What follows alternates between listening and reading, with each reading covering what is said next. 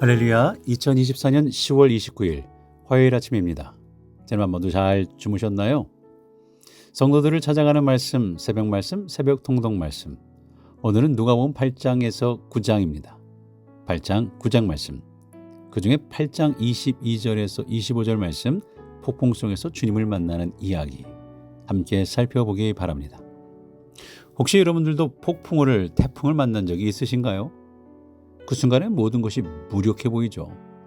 요즘 플로리다주에 스톰이 불어와서 엄청난 피해를 입었습니다. 2주 전에 허리케인 헬렌으로 피해를 입었는데 이제 밀턴이라는 허리케인이 템파를 포함한 플로리다주 주요 도시에 와 있어서 영향을 줘서 고속도로가 대비 차량으로 마비가 되고 주유소는 연료가 다 떨어질 정도로 사람들이 급히 대피하는 그 모습을 보았습니다. 너무나 힘들어 보이죠. 오늘 본문 속 제자들은 갈릴리 호수 가운데에서 뜻밖의 폭풍을 만납니다. 여러분이라면 그 상황에서 어떻게 하시겠습니까?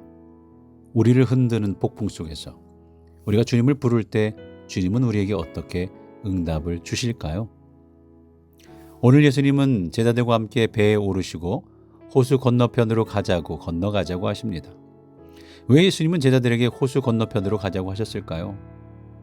예수님께서는 제자들과 함께 호수를 건너자고 하는데 그것은 8장 처음 부분에 씨 뿌리는 비유를 통해 제자들이 뭔가를 배우고 깨달았음을 얻은 후 새로운 변화가 시작됨을 알리고 있습니다. 육시에서 하나님의 말씀에 집중적인 교육을 받았다면 이제는 갈릴리 호수를 통해 다른 훈련을 받는데 우리가 이미 알고 있듯 믿음에 대한 훈련이 있음을 보게 됩니다. 그 훈련의 현장에, 그 배움의 현장에 예수님과 함께 했고 함께 함에도 불구하고 또 뜻이 있어서 풍랑은 일어났고 광풍은 불어왔습니다. 어부인 제자들조차 당황할 만큼 거세게 몰아쳤어요. 제자들은 경험 많은 어부였음에도 불구하고 그 폭풍 속에서는 두려움에 휩싸였습니다. 23절 24절 한번 볼까요? 마침 광풍이 호수로 내리침에 배에 물이 가득하게 되어 위태한지라 제자들이 나와 깨워 이르되 주여 주여 우리가 죽겠나이다 한데 갈릴리 호수에서 잔뼈가 굵은 노련한 어부들이 여러 명이 있었음에도 예수님을 다급하게 부르는 이 모습은 절대절명의 위기 상황이었음을 보게 됩니다. 지난번 어르신들과 테일러 폴스 가을 나들이를 가셨는데요. 강 주변으로 절벽을 오르는 사람들을 보았습니다. 이들을 가리켜 rock climbers 또는 cliff climbers라고 한다고 하죠. 한 번에 이런 산악인, 등반인이 있었는데 한 기사가 났어요. 그는 자주 절벽을 오르며 훈련을 했습니다. rock climbing, outdoor climbing이라고 하는 그 얘기는 스포츠죠. 그래서 스포츠 클라이밍이라고도 합니다. 자주 다니는 절벽이 있었고 그만큼 자주 다녀서 그런지 자신감도 있었나 봅니다. 그날도 자주 오르던 절벽을 올랐는데요. 그런데 갑자기 큰 바람이 휘몰아치고 순식간에 비도 오는 바람에 산등성이에 걸쳐서 오도가도 못하게 되었다고 합니다. 세차게 휘몰아치는 바람 때문에 그 바람 소리에 몸이 움찔하며 두려움을 느꼈다는 거예요. 그 순간 그는 하나님을 간절하게 찾게 되었고 간절히 기도하며 도움을 청하고 있는 자기 자신을 보게 되었더라라는 말입니다. 그렇게 하나님께 기도로 의지하며 마음을 추스리게 되었고 두려움이 조금씩 사라지더니 비가 멈추고 결국 구조대가 와서 그를 구출해 냈다고 합니다. 우리도 위기 가운데 하나님의 도움을 찾게 될 때가 많습니다. 우리도 동일한 어려움을 접할 때가 있습니다. 동일한 삶을 계속 살아가는데 매일의 반복된 삶인 것 같지만 우리 스스로 할 수 없고 통제할 수 없는 상황을 만나기도 합니다. 예수님을 믿는 성도라고 하여 인생길이 언제나 평탄한 것은 아닙니다. 성도들에게도 얼마든지 인생의 위기가 올 수 있습니다. 한편으로는 주님과 동행하기 때문에 오는 위기도 있죠. 그리고 그러한 위기, 인생의 위기는 대개 예기치 않는 순간에 다가옵니다. 갑자기 부도에 몰리기도 하고 신분의 문제가 생기기도 하고 자녀들이 탈선하기도 하며 가정이 심각하게 흔들릴 때도 있습니다. 내가 이러려고 이렇게 살았나 하는 위기도 옵니다. 그러나 종종 위기가 닥치기 전까지는 우리는 내 자신의 힘으로 지혜로 내 삶을 살아왔다라고 생각하기도 합니다. 돌아보니 그런 것 같아요. 그래서 우리는 위기 속에서 놀라 주님을 불러옵니다. 하지만 23절 예수께서 잠이 드셨더니처럼 지금까지 동행하며 지켜주신다고 믿었던 주님은 침묵만 하십니다. 그럴 때 우리 역시 주님을 향하여 주여 주여 우리가 죽겠나이다 라고 소리치게 되는 거죠. 세상에서 우리는 왜 두려움과 위기 속에서 하나님을 찾게 되는 걸까요? 오늘 말씀 속에서 예수님은 제자들의 두려움 속에서 고요함을 명령하시죠. 바람과 물결을 꾸짖으시니 이에 그쳐 잔잔하여지더라. 누가복음 8장 24절 후반부에 나옵니다. 예수님께서는 제자들의 두려움을 아시고 직접 폭풍을 바람과 물결을 잠잠하게 하셨어요. 이는 두려움 속에서도 하나님은 신실하게 우리의 기도를 들으신다라는 놀라운 은혜를 보여줍니다. 그러나 1차적으로 풍랑이 잠잠해졌지만 그것은 사실이지만 그와 동시에 주님은 그들에게 물으시죠. 너희 믿음이 어디 있느냐? 너희 믿음이 어디 있느냐?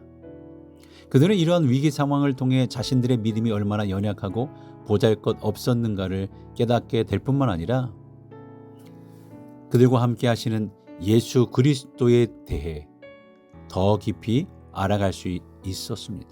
이것이 은혜죠. 예수는 우리 인생에서 겪는 고난과 혼란 가운데서도 여전히 우리와 함께 하십니다. 아멘. 우리를 푸른 초장으로 인도하십니다. 우리를 위한 해결책을 가지고 계셔요. 그분의 말 한마디로 바람과 물결을 잠잠해지며 우리에게 참 평안을 주십니다. 하지만 우리에게도 물으시죠. 너의 믿음이 어디 있느냐 말입니다. 한국에서 목회할 때의 일입니다. 한 번은 신방을 갔는데요. 남편 권사님이 암이 발견되었다고 정말 하늘이 캄캄하다고 연락이 왔어요. 그래서 신방을 갔죠. 그런데 검사 가서 들어보니 검사하고 치료 과정을 들어가면서 그분도 혹시 몰라 검사를 하게 되었고 그분 역시 뭐가 안 좋은 것을 발견하게 되었어요.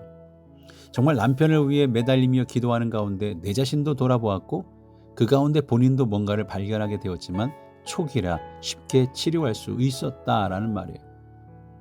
오히려 이런 사건이 일어나서 둘 다 치료하는 기회가 되었고 하나님을 더 알게 되었다고 고백하게 되었습니다.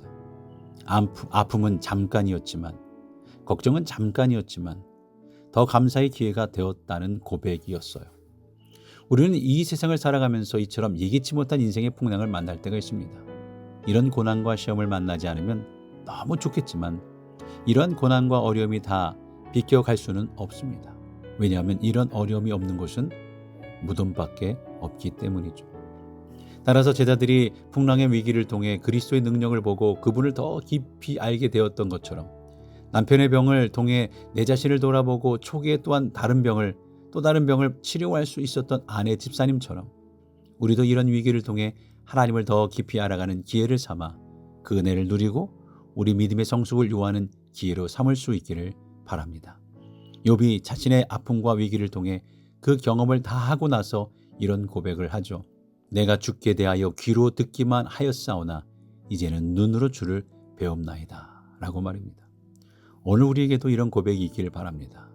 또한 오늘 우리에게도 고린도후서 1장 9절의 고백이 있기를 소원합니다.